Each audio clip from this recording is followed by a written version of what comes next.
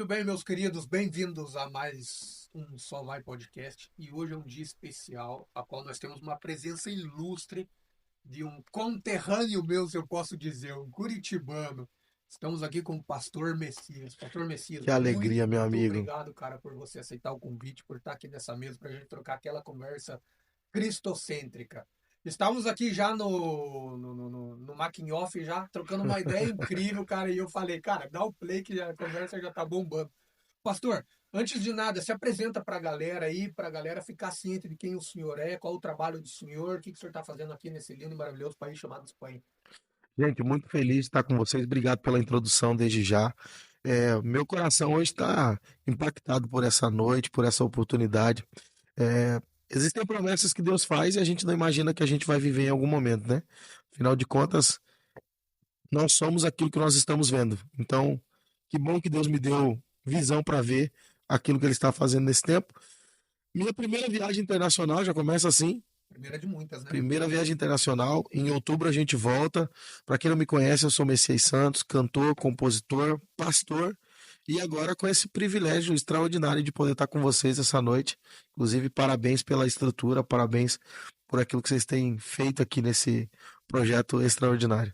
É isso aí, dia a dia, passo a passo e, como diz aqui na Espanha, né, pouco a pouco. Pastor, é, estávamos conversando um pouquinho da sua trajetória quando o senhor passou por Curitiba.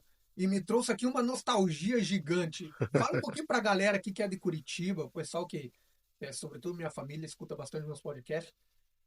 Da época em qual o senhor passou pela UMADS, passou por todo esse processo de aprendizagem, que na verdade foi um processo, né? Do Sim, sim. começo, onde o senhor começou, que o senhor morava, nasceu em São Paulo Nasci em São Paulo, fui e para foi para Curitiba Curitiba no início da adolescência. no início da adolescência. Parte aí desse princípio para nós tentar marcar uma linha do tempo, para nós tentar chegar até nos dias atuais. Curitiba, fui para Curitiba com 12 anos, completei 13 anos em Curitiba e começamos a viver esse processo de estar em um lugar que, de certa forma, tem uma famazinha de lugar frio, de pessoas não tão O que o receptivas. senhor achou? Eu achei que os curitibanos são pessoas extraordinárias, porque afinal de contas, Ah, Curitiba, eu fico ó, orgulhoso. Sozinho bate mais forte. vamos pensar na seguinte verdade. Hoje nós caminhamos com muitas pessoas que no primeiro momento elas aparentam algo muito bom, mas na maioria das vezes quem muito entrega no começo, pouco permanece no final. Curitiba é aquele lugar que a galera não promete nada, não entrega nada no primeiro momento. Mas se você romper essa barreira e se tornar amigo dos curitibanos, você tem um povo que está com você até o final da sua vida. É verdade, isso aí, eu nasci em Curitiba, né, no bairro de Santa Quitéria, isso aí que o senhor falou é algo bastante real. Eu conheço muitas pessoas aqui que falam sobre isso, né? Ah, os curitibanos são muito frios. É o que o senhor falou, a priori sim, porém, quando pega aquela amizade, é eterna. E o curitibano ele costuma ser bastante sincero e seco nas palavras, né? Total, total. A maioria dos meus amigos hoje são de Curitiba. Curitiba é um lugar que me abraçaram, me abençoaram, me ensinaram muito. Eu brinco e falo que eu era daqueles que falava alto pra caramba quando eu cheguei em Curitiba. É, Eu venho de uma família de 6 irmãos, então era super normal ser extremamente bagunceiros. Aquele negócio de falar alto, parecer que tá brigando. Quando eu cheguei em Curitiba, as pessoas falavam assim: você não consegue falar mais baixo, não? cara, nossa, total, velho, E total. aos poucos você vai sendo lapidado em Curitiba. Eu digo sempre, isso é uma coisa que eu não nego. Curitiba foi o lugar que me preparou para o mundo. Nossa, Porque o curitibano me ensinou a falar, me ensinou a me portar e me ensinou também a ser seletivo. Porque, diga-se isso, de passagem, seleção é tudo o que nós precisamos. isso é muito importante. Pessoas, eu aprendi uma coisa: pessoas apontam destinos. Então você tem que tomar muito cuidado com quem que você anda. E Curitiba me ensinou isso. Me ensinou que se eu quisesse caminhar com pessoas que apontavam destino, eu precisava conhecê-las, selecioná-las, e na medida que eu selecionava as pessoas, eu sabia para onde eu estava indo. Legal. Pastor, conta um pouquinho desse tempo que o senhor passou. Pô, a galera que é de Curitiba aqui, evangélico, vai ficar acelerado, mano. Por esse processo que o senhor passou na UMADS. Na UMADS, diga de passagem, eu toquei lá várias vezes na UMADS, na sede de Curitiba. Nossa, meu coração arde quando eu falo da Assembleia de Deus Central em Curitiba.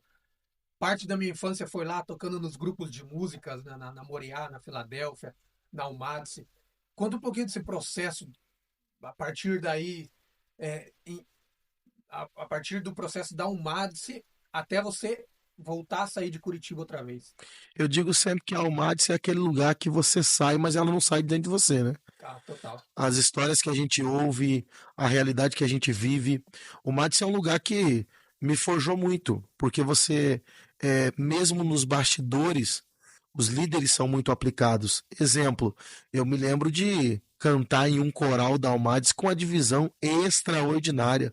Aquilo mais parecia uma apresentação do que simplesmente um congresso de igreja. No tempo era o Rafael, né? Que tava lá, né? É, Grande Rafael. os maestros e as maestrinas eram extraordinários. Só quem viveu esse tempo de Umatse pode falar o Cara, quanto eu fico muito é emocionado, marcante. cara. Você toca uma parte da minha infância, velho. Minha infância foi dentro da igreja, né? Nessa parte, então eu fico muito emocionado. E daí, pastor, qual que foi a treta daí pra frente? Ó, eu totalmente desengonçado falando treta, pastor. Eu totalmente Vamos pra cima, vamos pra cima. normal. Depois que eu comecei a ganhar um pouquinho mais de visibilidade dentro de Curitiba, eu queria um desafio novo. Foi quando eu decidi que eu precisava trazer de volta algumas coisas que se perderam no tempo. Uma delas foi me posicionar ministerialmente. Aos 22 anos eu já estava sendo consagrado a presbítero no Paraná. Eu acredito que em 2016 eu devo ter sido um dos presbíteros mais novos a serem consagrados. Em uma região que o mais novo era consagrado com 40, 45 E anos, né? Assembleia de Deus ainda, né? É. Aí nesse processo eu tô casado com uma loira de olhos, aleluia, que saudade, meu amor. Deus te Recebo. abençoe, viu? E aí eu me casei, etc. Nesse tempo minha esposa é descendente de alemão e de italiano, né? Então A nós, galera do sul. ela é lá de Santa Catarina, de Joinville, terra do David Leonardo. Inclusive, David, Deus te abençoe, saudade, viu, amigo? Saudade, saudade, hein, David? Não te conheço, mas saudade, né, doido? E aí nesse tempo nós havíamos já tomado a decisão que nós íamos embora do Paraná. Chegamos em Santa Catarina e a decisão era que nós íamos vir para a Itália para fazer toda a papelada da cidadania e depois talvez morar em Portugal. Naquele tempo, meu coração fecha. E quando meu coração fechou, eu entendi que era Deus querendo me direcionar para algo, só não sabia o que era. Eu aprendi que tudo começa com a sensação, né? Então, existem coisas que já estão acontecendo no céu, mas Deus vai nos fazer sentir aqui na terra, para ter certeza de que o que Ele está fazendo é bom, perfeito e agradável. Nesse processo, eu desisto de ir embora para a Europa e a pandemia começa. No período que a pandemia começou, nós ficamos em casa e foi um processo que poderia ser caótico, mas eu aprendi que todo ventre caótico gera verdadeiros adoradores. Nesse processo de lados caóticos e de situações muito complicadas, numa pandemia em que estava todo mundo em casa no Brasil, tudo fechado, Deus começou a me dar canções. E canções assim que mais falavam sobre um tempo de intimidade entre eu e Deus do que necessariamente uma coisa que fosse sair do meu quarto. Pelo menos eu pensava assim. Até que Deus começou a mostrar que aquilo o Brasil poderia cantar. Então foi quando Deus me deu canções como a que eu acabei de lançar agora, há 2 meses atrás. Vou fazer ela aqui um pedacinho. Fique à vontade, pastor.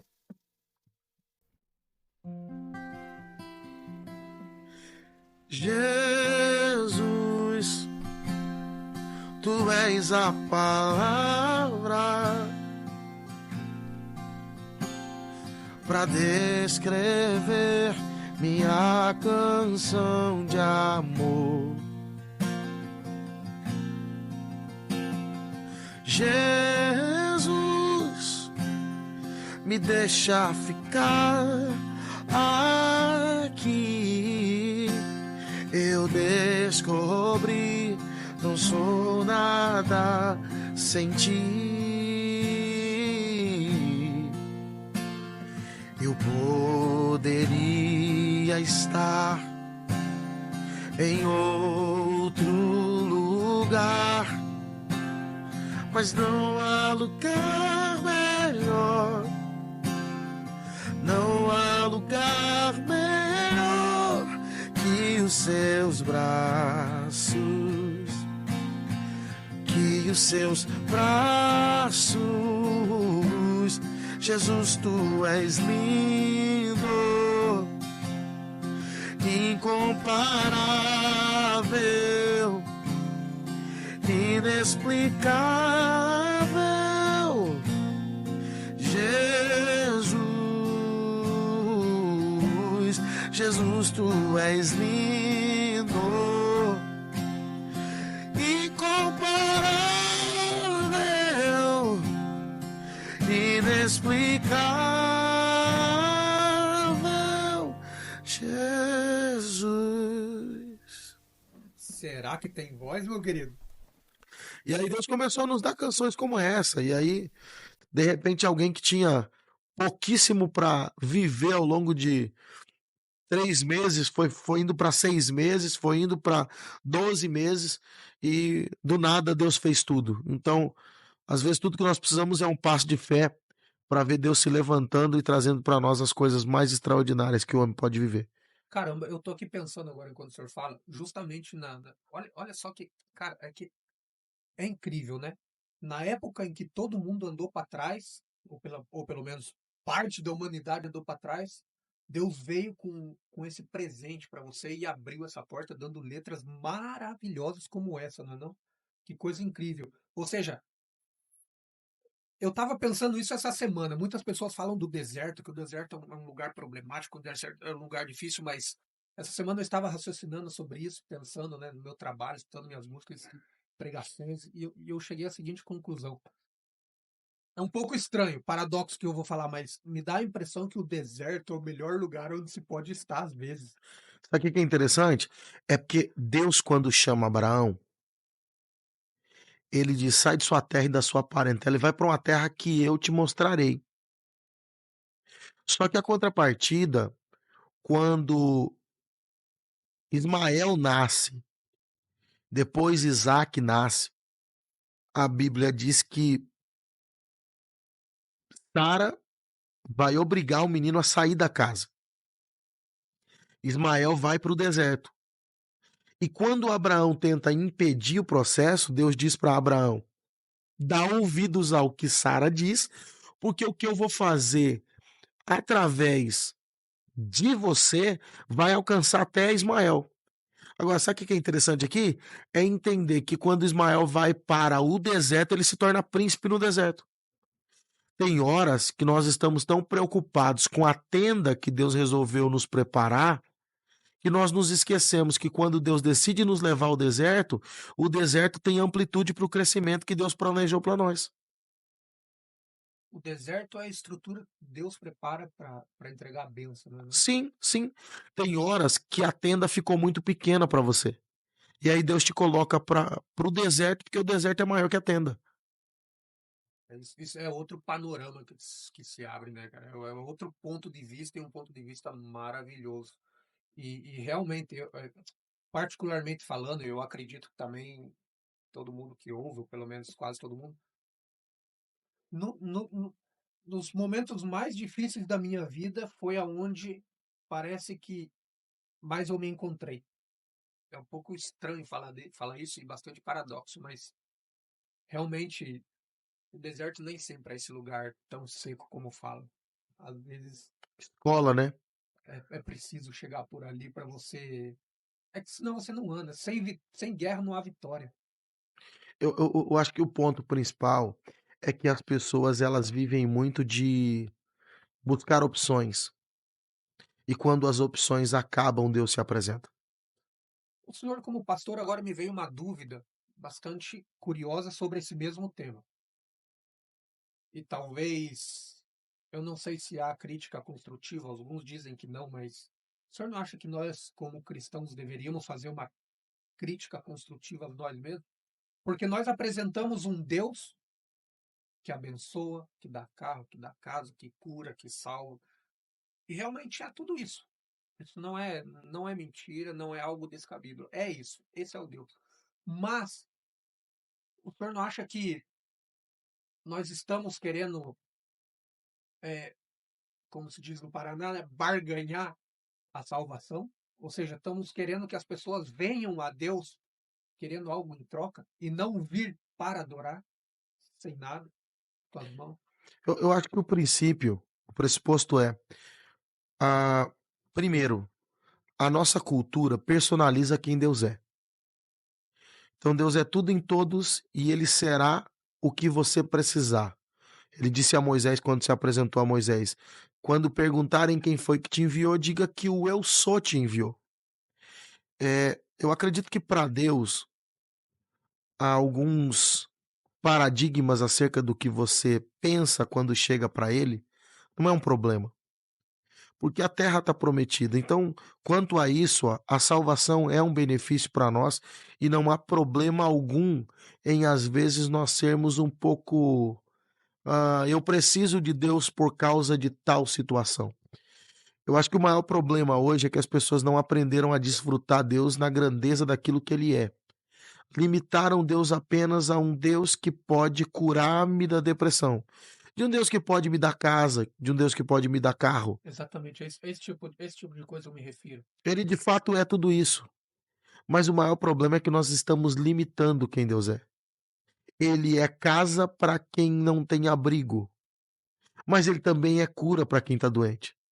Ele é cura para quem está doente, mas ele também é refrigério para quem precisa de refrigério. Ele é refrigério para quem precisa de refrigério, mas ele também é água para quem tem sede. Então, se nós pararmos de colocar rótulos em Deus, quebrarmos os paradigmas e enxergá-lo como um Deus que pode ser tudo em todos, literalmente o eu sou, as coisas começam a mudar o sentido. Dá uma volta, né? 180. Realmente.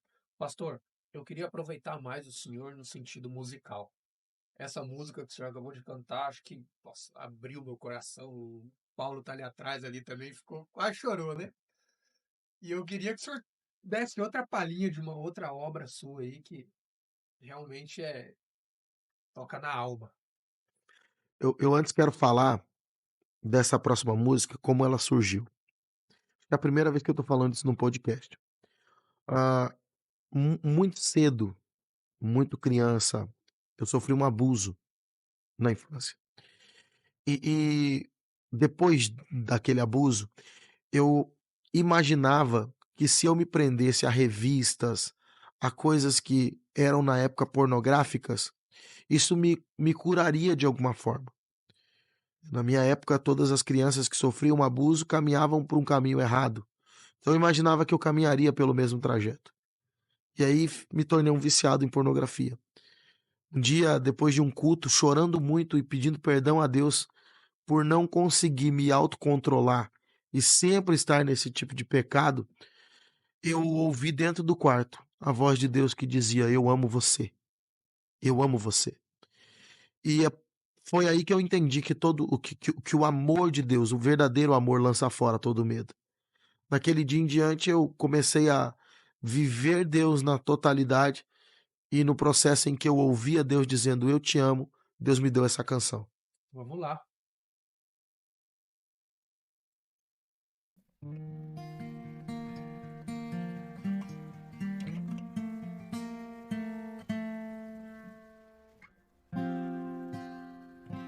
Minha vida era vazia, não havia alegria em mim. Tudo que eu conseguia enxergar era apenas escuridão. Mas um dia acendeu a luz, eu vi uma cruz, me ajoelhei e hoje eu me entrego totalmente a esse amor. O seu amor me libertou e agora eu sou tão feliz. O seu amor me libertou e agora eu sou tão feliz. Vivia uma vida de pecado, perdido na escuridão. Pra mim não tinha salvação. Mas sua mão de amigos se estendeu pra mim. Hoje eu posso declarar: o seu amor me libertou e agora eu sou tão feliz. O seu amor me libertou e agora eu sou tão feliz. Amor que cura a pornografia que havia em mim. Amor que me faz entender que filho sou. Amor que me faz saber que na cruz eu fui livre. Teu sangue me libertou e o seu amor me libertou. E agora eu sou tão feliz.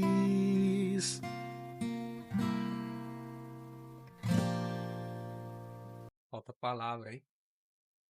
Fala aí, Paulão, quer descolar alguma pergunta aí?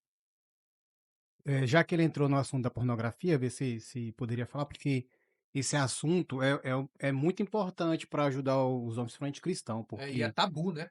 é um tabu e tabu só dentro da quem igreja. viveu isso sabe quanto que isso é difícil de você se libertar desse pecado, quanto que esse pecado te prende, te controla, entendeu? Te domina totalmente, que você não consegue se libertar dele.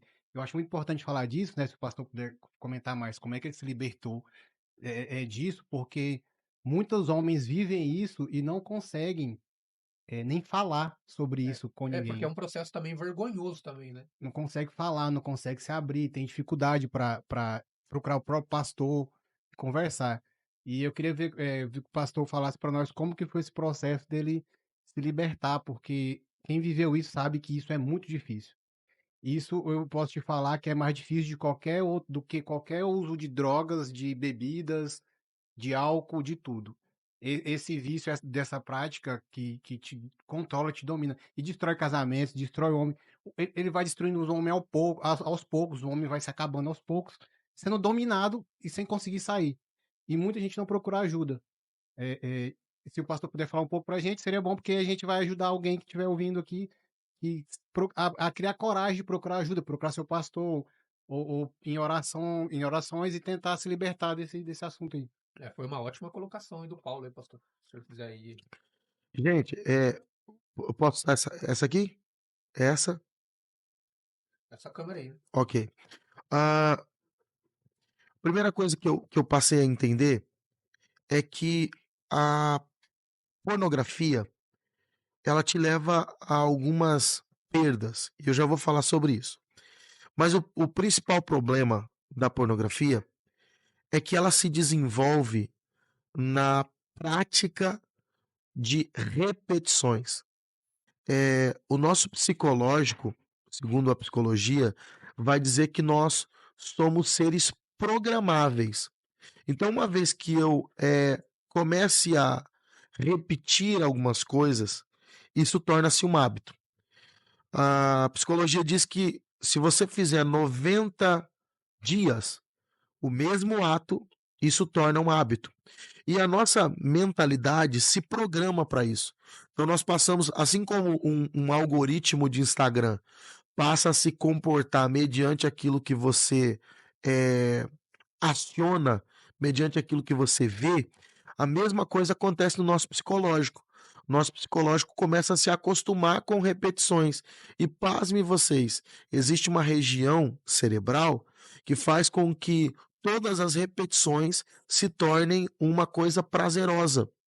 Então a pornografia, ela no primeiro momento, ela torna-se uma sensação prazerosa. E não é nem uma questão de alguém que se masturba. Às vezes o simples fato de alguém que está vendo não tem necessidade mais de masturbação. Ele começa a ver aquilo e já é suficiente para que o hábito seja tornado. E é engraçado a gente estar falando sobre isso, porque na semana passada Deus me fez escrever algumas coisas que eu quero futuramente ainda lançar um livro falando sobre os males da pornografia e como vencer. Então eu anotei algumas coisas aqui, ó. Vício incontrolável, falta de foco, isso são coisas que a pornografia faz. Vício incontrolável, falta de foco, inconsistência no que diz respeito a resultados que você deveria entregar e não entrega, foco que você deveria ter nas coisas e não tem, indisposição. Quem geralmente tem problemas com pornografia ou é muito indisposto para algumas áreas ou é extremamente disposto para outras. Erotização das pessoas. Uma pessoa que tem pornografia chega em um culto, por exemplo, e dependendo da roupa que alguém está usando, ele já erotiza e começa a imaginar coisas gritantes sobre isso. Isso é verdade. Não consegue conversar com uma mulher sem vê-la como uma carne. Como objeto, né? Mesmo que seja uma amiga, ou uma parente, ou uma irmã da igreja, que seja, a pessoa não consegue conversar com uma mulher sem vê-la como um objeto, um pedaço de carne. Outra coisa, toda pessoa que faz uso de pornografia, ela se torna uma pessoa desinteressada. É desinteressada na palavra, é desinteressada no louvor, nada preenche o vazio daquela pessoa e ela não consegue começar e terminar coisas. É outra dificuldade. Indisposição sexual, isso vale para quem é casado. O cara que vê muita pornografia, ele se torna um cara tão tendencioso a ser indisposto sexualmente, porque a pornografia preenche o espaço que a esposa deveria ocupar. Então, pessoas que veem pornografia, na maioria das vezes, são indispostas sexualmente também. Outra coisa, as repetições de cenas fazem com que algumas células neurais sejam literalmente queimadas no psicológico de alguém. Então, uma pessoa que vê muita pornografia costuma ser uma pessoa esquecida de coisas que ela precisa fazer ao longo da semana, projetos que ela iniciou. É muito complicado para essa pessoa ter um foco nesse sentido, por conta da queima de neurônios. Outra coisa que a pornografia faz, ela traz estresses sem motivos. Uma pessoa que vê muita pornografia tem facilidade para se estressar com coisas desnecessárias que não deveria ser dada a devida atenção. Dificuldade para se relacionar com pessoas, porque ela costuma ficar muito em quartos na maioria das vezes, até mesmo pela questão da erotização de pessoas. Desejos imorais. Ela tá vendo um homem e uma mulher, depois ele começa a ver duas mulheres, dois homens, até chegar na zoofilia, querendo ver até questões de animais fazendo sexo com seres humanos. Chega um tempo em que isso se torna uma coisa gritante. Dupla personalidade, muito normal ser mentiroso e não conseguir levar nada a sério no que diz respeito a comprometimento. Quebra de conduta, isso aqui todo mundo já sabe. Vício excessivo por telas. Então é o tipo de pessoa que vai ter um sério problema de insônia, porque passa muito tempo vendo pornografia, então no final das contas passa muitas madrugadas refletindo sobre isso que não tem nenhuma validade pra gente. Indisposição física, desinteresse por coisas importantes, e por aí vai. Teria pelo menos aqui mais umas 10 coisas aqui. Mas Cara, que curioso, o senhor já tinha marcado isso, então já. é engraçado falar sobre isso, gente, porque eu tinha escrito isso na semana passada e a voz do Espírito Santo já havia me dito que eu precisaria disso para algum momento. Então, eu acho que é a primeira vez que eu percorro sobre o relato. O que eu diria para você que tem o vício da pornografia? Todo mau hábito precisa ser substituído por bons hábitos. Todas as vezes que você substitui por bons hábitos, os bons hábitos lutam contra os maus hábitos. Todas as vezes que eu quiser lutar contra um mau hábito, eu preciso produzir bons hábitos. O primeiro ponto que foi o que me ajudou muito foi porque eu tive a coragem de confessar para minha esposa. Um belo dia, a minha esposa pegou meu celular e ela encontrou no meu celular inúmeros sites. Quando ela encontrou aquilo, ela liberou palavras que foram muito dolorosas no primeiro momento, mas da mesma maneira que foi doloroso ouvi-la, quando ela terminou de falar, ela disse para mim assim: eu preciso ouvir de você onde foi que isso começou. E quando eu discorri, dizendo onde havia começado todo esse enredo, ela começou a chorar, me abraçou e disse: a partir de hoje eu vou cuidar de você. Todas as vezes que você for ver ou sentir vontade, você me chama, que eu vou estar com você e nós vamos vencer isso juntos. Então, confessar a alguém que seja maduro o suficiente para te ouvir, não te condenar e te abraçar nesse processo é muito importante. A segunda coisa que eu fiz foi entender que eu tinha um problema seríssimo com vícios de tela. Então eu passava tanto tempo vendo vídeos repetitivos de 30 segundos que a minha mente já tinha um gatilho para sair daquele momento ali e querer ver coisas mais obscuras. Era onde eu me prendia na pornografia, porque eu passava tempo demais estimulando a minha mente com coisas que afetavam especificamente os meus neurônios, mas acima de tudo, fazendo com que havia repetições. Então meu corpo já estava acostumado com qualquer tipo de repetição. No final, eu começava a ver vários vídeos e etc, até chegar no momento da pornografia. Quando você alimenta esse tipo de coisa, por exemplo, TikTok. Gente, TikTok hoje tem sido um mal para nossa geração. Se você não souber usar a ferramenta do TikTok, a primeira coisa que o algoritmo do TikTok vai te mostrar é dancinha de mulher de saia curta. Assim como homens também, deixando muito aparente ali suas partes íntimas. Então, todas as vezes que você desenvolve esse tipo de gatilho mental, você facilita a entrada disso na sua vida. E o problema maior é que o diabo sempre vai usar isso como uma ferramenta contra a gente, dizendo que nós não somos dignos de estar no culto, dizendo que nós não somos dignos de adorar a Deus.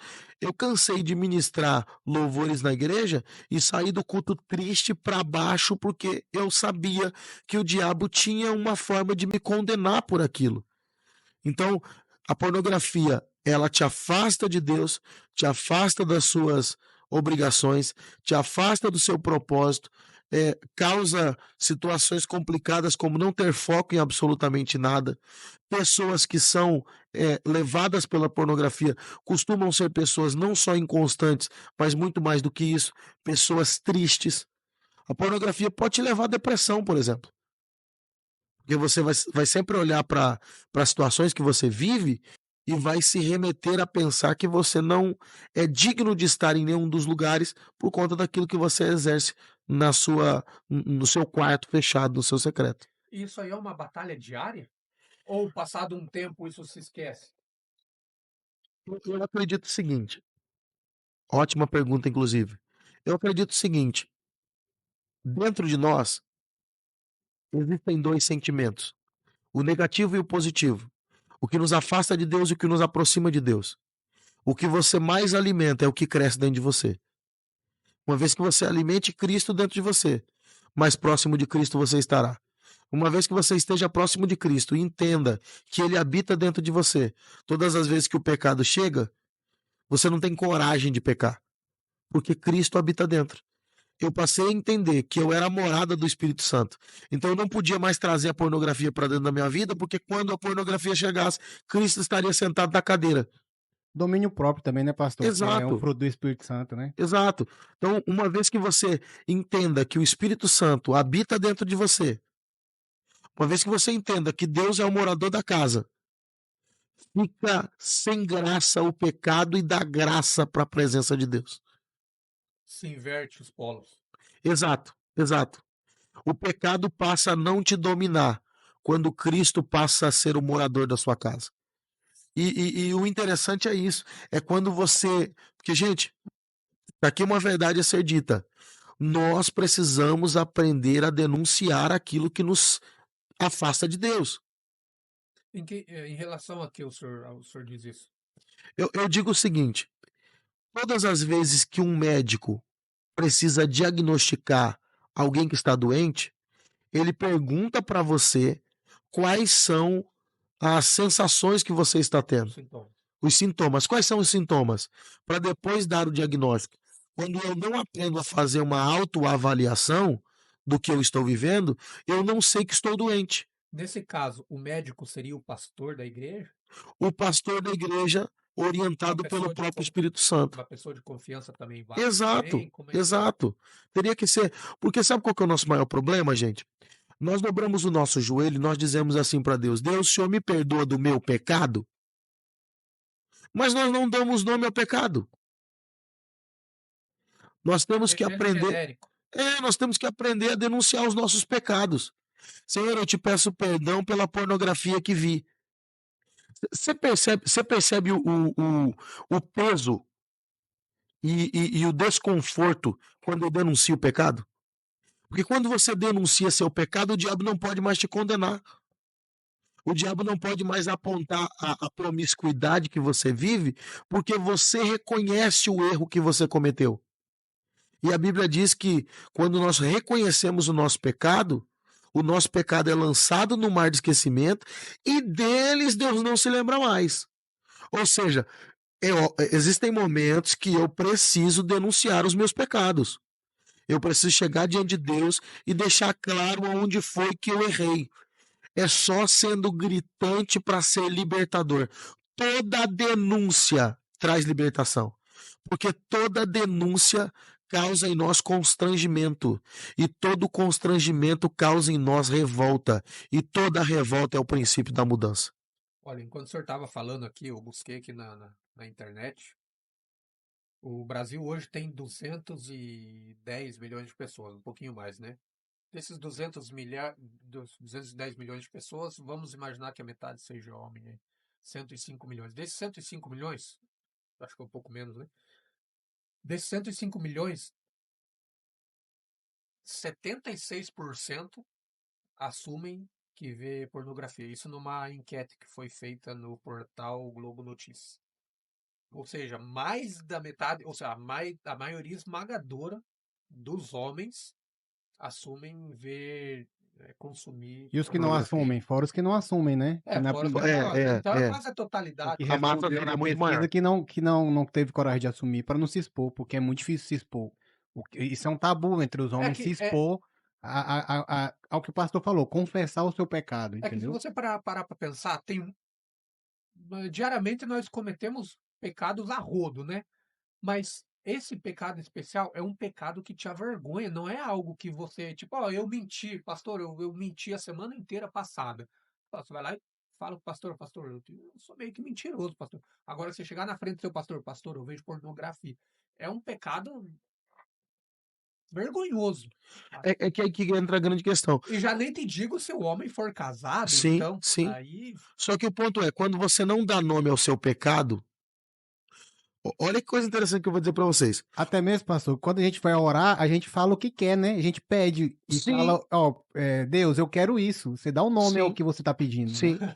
hora de pedir perdão pro É, pecado. é. É. Sabe qual que é o negócio? É que a minha intimidade com Deus precisa revelar a falha. Porque se eu não mostrar minha fraqueza diante de Deus, o poder de Deus não se aperfeiçoa na minha fraqueza. Então, o maior problema de hoje é que as pessoas causaram no seu secreto pecados de estimação. Ninguém sabe. Você nunca ousou pronunciá-los. E o senhor acha que, é, contigo a isso, é, também o fato de Deus hoje, nós termos Deus como Deus muito bonzinho, porque nós fizemos de Deus, nós tiramos a justiça de Deus e só deixamos o amor. Você acha que hoje em dia também as pessoas não pensam, os homens nesse caso não pensam, não, é que Deus é amor, Deus me perdoa. Só que, claro, até quando? Porque vai chegar um momento em que a justiça de Deus vai se apresentar. Deus é amor e justiça. Você acha que também nós, como cristãos, não fizemos um Deus muito bonzinho e esquecemos da justiça? Talvez isso não seja algo que faça com que as pessoas pensem, não, eu confesso com Deus aqui e já está.